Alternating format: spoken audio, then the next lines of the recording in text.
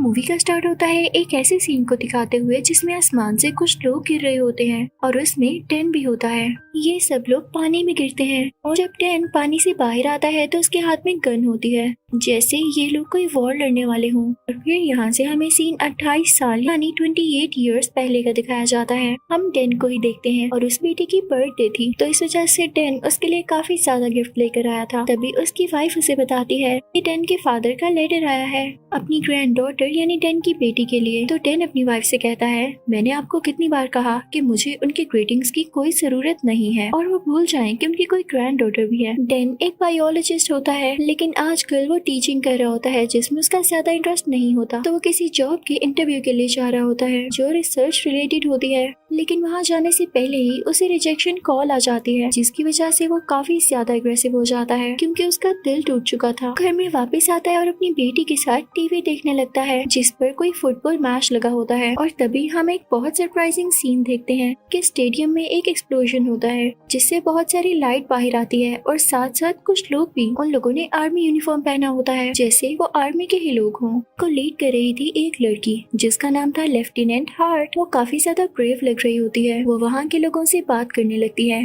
कि हम फ्यूचर से आए हैं, फ्यूचर में एक बहुत बड़ी वॉर छिड़ गई है और उसके लिए हमें आप लोगों की जरूरत है। जितने ज्यादा लोग हमारे साथ आ सके उतनी ही जल्दी हम इस वॉर पे काबू पा सकेंगे, यानी इसको कंट्रोल कर सकेंगे। अब इस बात को सीरियस लेते हुए गवर्नमेंट काफी ज्यादा लोग इनके साथ भेज देती है क्योंकि वाकई फ्यूचर में कोई वॉर छिड़ गई थी और उससे लड़ना बहुत जरूरी था। अगर फ्यूचर की इस वॉर को खत्म ना किया जाता तो फ्यूचर में कोई भी इंसान बाकी ना बचता, न उनके रहने के लिए कोई भी जगह सूटेबल रहती। अब 1 साल का वक्त गुजर चुका था। लोग वॉर लड़ने के लिए जाते रहते लेकिन वहाँ जाते ही काफी ज्यादा लोग मारे जाते और जो वापिस आते प्रेजेंट में वो बहुत कम लोग होते, जिसकी वजह से उनकी फैमिलीज भी काफी दुखी हो जाती और लोग सोचते कि हम जाएं कि ना जाएं। फिर एक दिन डेन एज यूजुअल स्कूल जाता है। ना तो उसका पढ़ाने का दिल कर रहा होता है उस दिन, ना ही बच्चों का पढ़ने का। तो डेन सब बच्चों से कहता है कि ठीक है हम किसी और चीज को डिस्कस करते हैं। लेकिन तभी उसे एक मैसेज रिसीव होता है, कोई उसे रिसर्च सेंटर बुला रहा होता है कि हमें आपकी जरूरत है, फौरन वहाँ पहुँचे। अब डेन सीधा वहाँ पर जाता है। वहाँ पर जाते ही डेन को पकड़ लिया जाता है। उस पर कई ज्यादा एक्सपेरिमेंट्स करने के बाद उसके हाथ के साथ एक डिवाइस फिट कर दी जाती है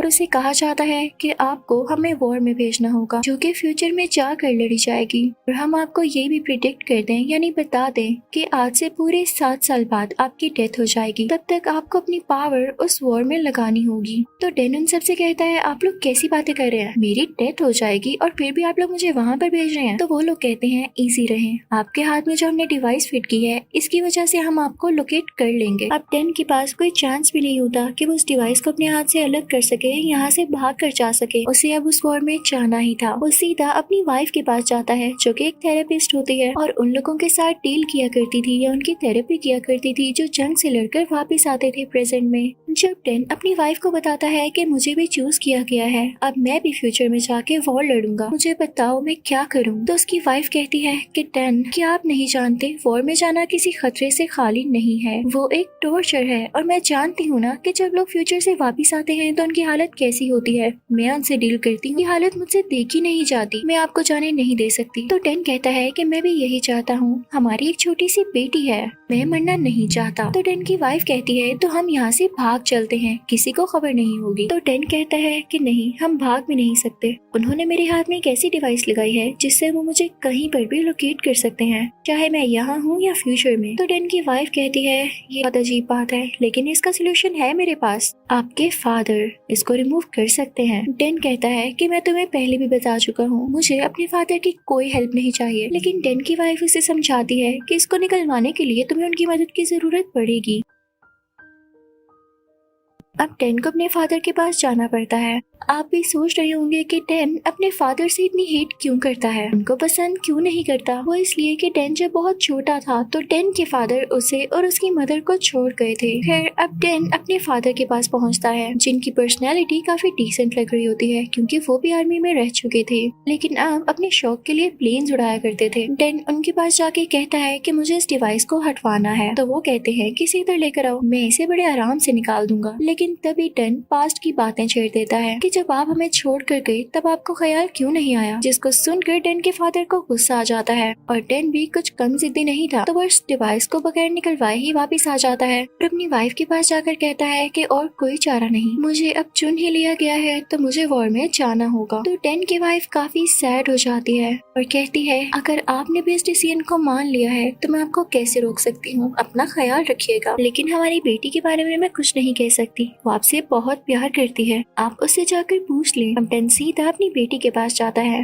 वो अपनी बेटी से कहता है कि मुझे कुछ काम है और इसके लिए मुझे कई महीनों तक घर नहीं आना होगा, तो मुझे मिस तो नहीं करोगी। तो टेन की बेटी कहती है कि पापा मैं जानती हूँ आप फ्यूचर में जा रहे हैं, आपको वॉर लड़ने के लिए भेजा जा रहा है, आप जाएं क्योंकि मैं जानती हूँ यू कैन डू इट। अब टेन अपनी बेटी को गुड बाय कहता है और उसे रिसर्च सेंटर आ जाता है जहाँ पर उनको बताया जाता है कि आगे जाके क्या क्या करना होगा। वहाँ पर टेन काफी ज्यादा लोगों से मिलता है, उनको भी वॉर लड़ने के लिए चूज किया गया था। वहाँ पर टेन की दोस्ती एक आदमी से हो जाती है जो उसको बताता है कि क्या तुमने नोट किया हम सारे लोग एक ही उम्र के हैं। वहीं पर बैठी एक लड़की काफी इंटरेस्टिंग क्वेश्चन पूछती है। वो कहती है कि अगर हमारे पास टाइम मशीन है तो हम उस टाइम में क्यों नहीं जा सकते जब ये वॉर स्टार्ट नहीं हुई थी, और हम जाकर उन लोगों को रोक सकते हैं जो हमारी दुनिया को नुकसान पहुंचाने वाले हैं। अब वहाँ पर बैठा एक आदमी उससे कहता है हमारे पास जो टाइम मशीन है वो 30 साल बाद ही जा सकती है, उसका एक ही रास्ता है और हम उसको चेंज नहीं कर सकते वरना हम बहुत बड़ी मुश्किल में पड़ जाएंगे। और यहाँ पर हमें पता चलता है कि जो लोग दुनिया को नुकसान पहुंचाने वाले हैं वो कोई इंसान नहीं है बल्कि वो काफी वियर्ड एलियंस हैं जो कि इंसानों पर अटैक करते हैं और इन सब को एलियन से लड़ने के लिए ही भेजा जा रहा है। अब यहाँ पर कुछ दिन इनकी ट्रेनिंग होनी होती है, इसको लेके कुछ लोग एक्साइटेड भी होते हैं और कुछ लोग डरे हुए भी होते हैं। अब रात को टेन और उसका दोस्त बातें कर रहे होते हैं कि तभी अलार्म बजता है, रेड लाइट ब्लिंक होने लगती है। तभी वहाँ पर लेफ्टिनेंट हार्ट आती है और इन सबको बताती है कि बहुत बड़ी अर्जेंसी हो गई है, हम सबको अभी फ्यूचर में जाना होगा क्योंकि फ्यूचर की दुनिया में हमारी एक ही लैब है जिसमें एक रिसर्च चल रही है कि एलियंस को कैसे मारा जाए, लेकिन उन्हीं एलियंस ने हमारी लैब पर अटैक कर दिया है और हमें जाकर उन्हें रोकना होगा। अब सब लोगों को एक जगह पर इकट्ठा किया जाता है और एक एक करके फ्यूचर में भेजा जाता है। जैसे ये लोग आसमान में पहुंचते हैं तो यहाँ के सिस्टम में कोई खराबी आ जाती है, यानी टाइम मशीन में सब लोग आसमान में ही रुक जाते हैं। इनको फ्यूचर की दुनिया में लैंड होना था लेकिन सारे लोग उस सिस्टम की खराबी की वजह से आसमान से नीचे गिरने लगते हैं। आप खुद सोचें जो इतनी ऊंचाई इतनी हाइट से नीचे गिरे उसका गिरते ही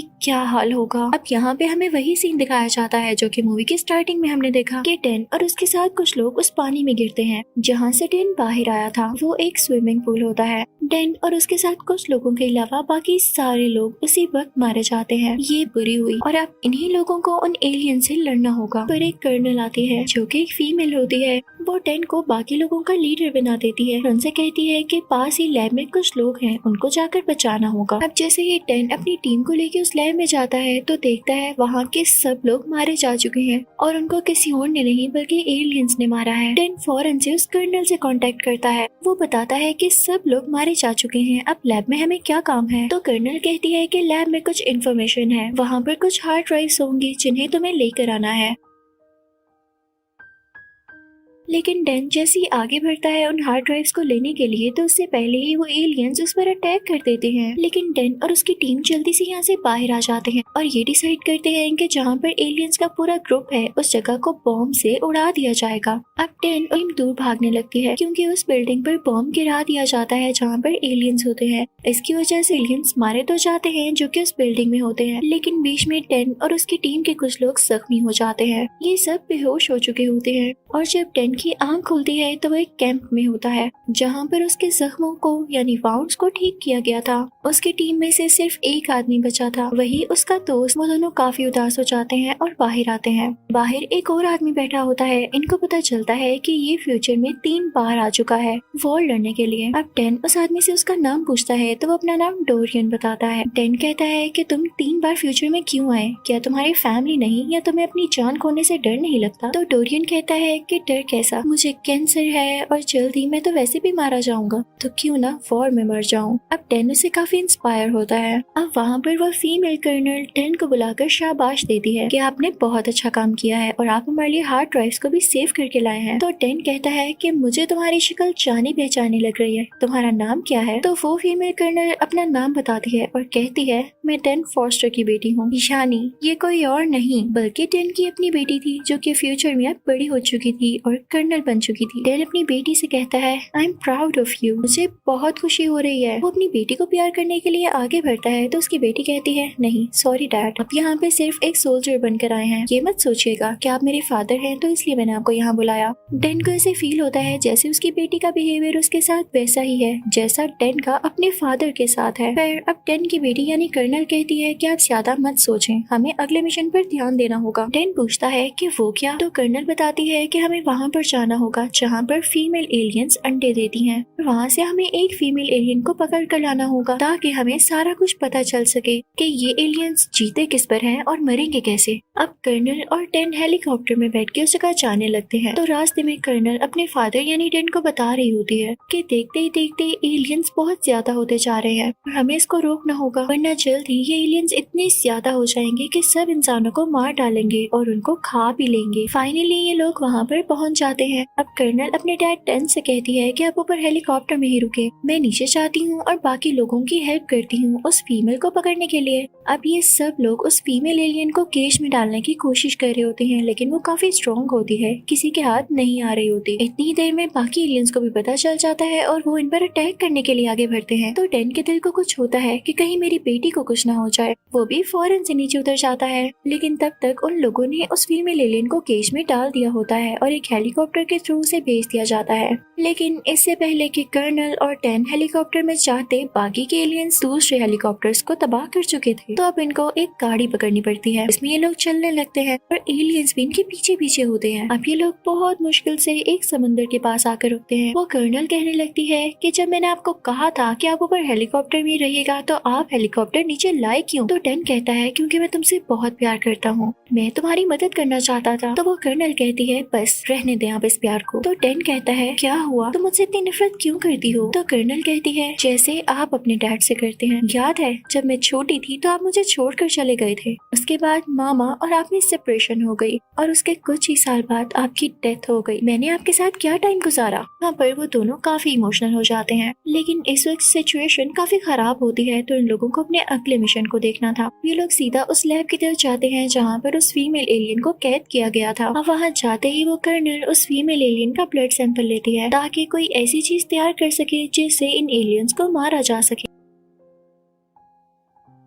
अब वो अपने डैड यानी टेन के पास जाती है और कहती है कि इन एलियंस को मारने के लिए मैं कोई टॉक्सिन बना तो लूं, लेकिन हमारे पास यहाँ इतना स्टॉक नहीं है, तो आपको वापस प्रेजेंट में जाना होगा और जो टॉक्सिन मैं बनाऊं आपको उसकी कॉपीज बनानी होंगी। तब तक यहाँ मैं अपनी रिसर्च कंटिन्यू रखूंगी। तो टेन काफी हैरान होता है और कर्नल यानी अपनी बेटी से पूछता है कि आप मुझे क्यों भेज रही हो, कभी आप कहती हो कि आपको अपने फादर से नफरत है। तो टेन कहती है बस करें डैड, मुझे सबसे ज्यादा ट्रस्ट अपने फादर पर ही है और मैं जानती हूँ आप कर सकते हैं, याद नहीं मैंने आपको पहले भी कहा था यू कैन डू इट। जिसको सुनकर टेन काफी खुश होता है, लेकिन वो अपनी बेटी से कहता है कि मैं तुम्हें यहाँ अकेले छोड़कर कैसे जा सकता हूँ, ट्रस्ट मुझे भी तुम पर है, लेकिन ये एलियंस बहुत खतरनाक है। तो कर्नल कहती है कि मैं भी आपकी बेटी हूँ, मैं इनसे लड़ सकती हूँ। तो टेन कहता है कि ठीक है मैं जाऊंगा लेकिन जल्द ही वापस आ जाऊंगा। तो वो दोनों उस जगह के लिए निकल जाते हैं जहाँ से टाइम मशीन को यूज करते हुए टेन ने प्रेजेंट में वापस जाना था। लेकिन तभी उस फीमेल एलियन को होश आ जाता है और वो जोर जोर से बोलने लगती है,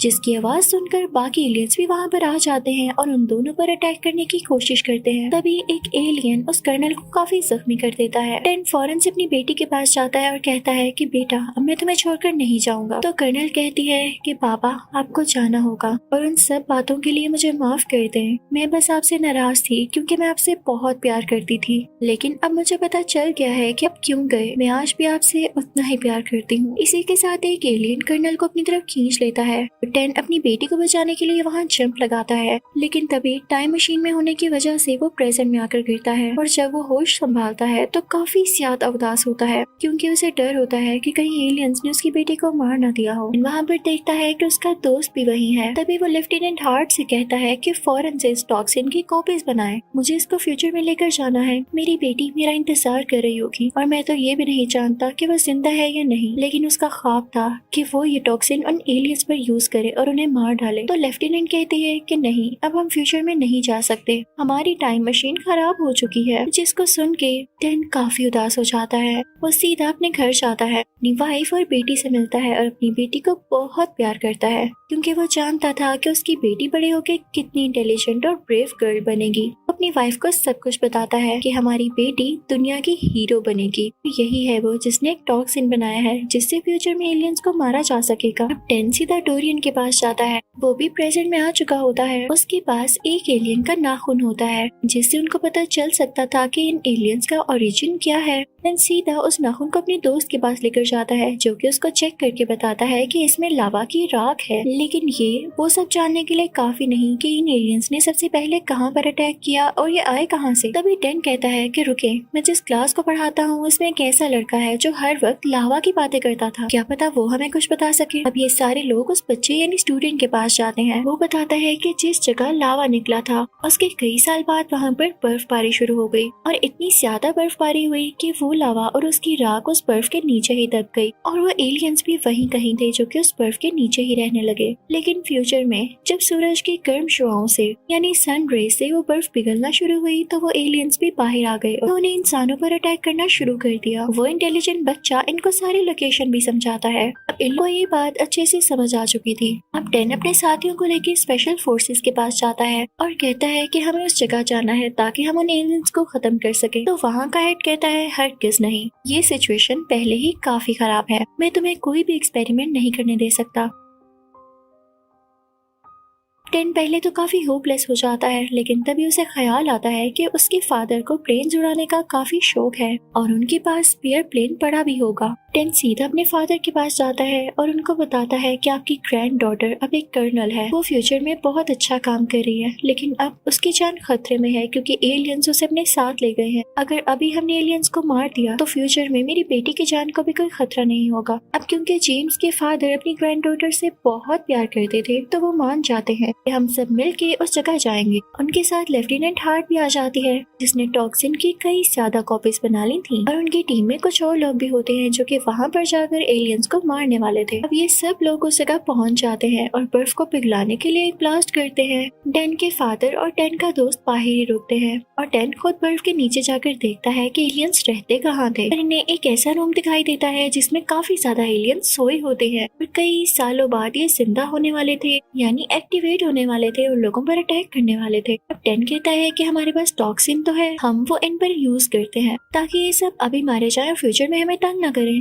जैसे ही टेन और उसकी टीम ऐसा करने लगती है तो वो एलियंस काफी शोर मचाने लगते हैं, जिनकी आवाजों से बाकी सोए हुए एलियंस जाग जाते हैं और इन पर अटैक करने लगते हैं। भी वहाँ पर टेन का दोस्त उसे कहता है कि बस एक ही तरीका है इनको मारने का, ये बहुत ज्यादा पावरफुल है, हमें यहाँ ब्लास्ट करना होगा ताकि सब एक साथ ही मारे जाएं। तुम बाहर जाओ, इन एलियंस को यहाँ से बाहर नहीं निकलने देंगे और अगर ये बाहर आ भी गए तो तुम इनको बाहर शूट कर देना, इन पर टॉक्सिन यूज कर लेना। जैसे ही टेन बाहर जाता है तो उसके फादर भी वहाँ पर होते हैं और टेन को पता चलता है कि यहाँ पर एक बहुत बड़ी फीमेल एलियन है जो कि इन पर अटैक करने वाली है और वो इनकी तरफ बढ़ने लगती है इनको खाने के लिए या इन पर अटैक करने के लिए। टेन के पास एक आइडिया आता है और वो फौरन से अपनी बेटी का बनाया गया टॉक्सिन निकालता है और उस एलियन के पाँव पर लगा देता है। वो एलियन तो जैसे तड़पने लगती है और अपना हाथ अपनी बॉडी से अलग करके फेंक देती है क्योंकि उसका हाथ जलने लगा था। ये देख के टेन को काफी खुशी होती है कि फाइनली एक ऐसी चीज मिल गई जिससे इन एलियंस को मारना आसान हो गया है। लेकिन जब टेन के फादर ये देखते हैं कि वो एलियन अभी भी नहीं मरा और टेन की तरफ अटैक करने आगे आ रहा है तो वो अपने हाथ पर कट लगाते हैं ताकि उस खून को देख के वो एलियन उनकी तरफ आ जाए और वो भागने लगे, नीचे गिर जाए और वो एलियन भी उनके पीछे जंप लगा दे और मारा जाए। ये एक साइन था कि टेन के फादर उससे कितना प्यार करते थे और अगर वो उसे छोड़कर कहीं भी थे तो सिर्फ इस वजह से